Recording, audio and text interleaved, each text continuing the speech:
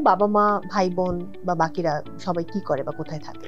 আমার বাবা একজন প্রফেসর ডক্টর, বা মা হাউসওয়াইফ। আমার বোন উনিও ডক্টর, উনি থাকেন ইউকেতে।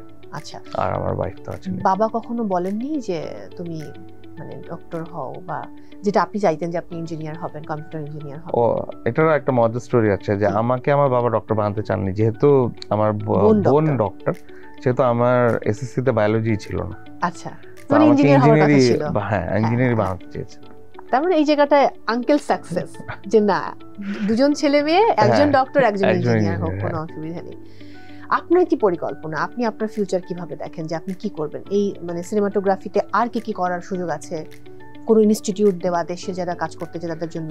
ডেফিনেটলি আমি তরুণ সিনেমাটোগ্রাফারদের নিয়ে কাজ করতে চাই, যাতে ইন্টারন্যাশনাল স্ট্যান্ডার্ডে সিনেমা বানানো যায়। এবং আমার ভবিষ্যৎ পরিকল্পনা হচ্ছে বাংলাদেশের সিনেমাকে একটা ওয়ার্ল্ড স্টেজে নিয়ে যাওয়া।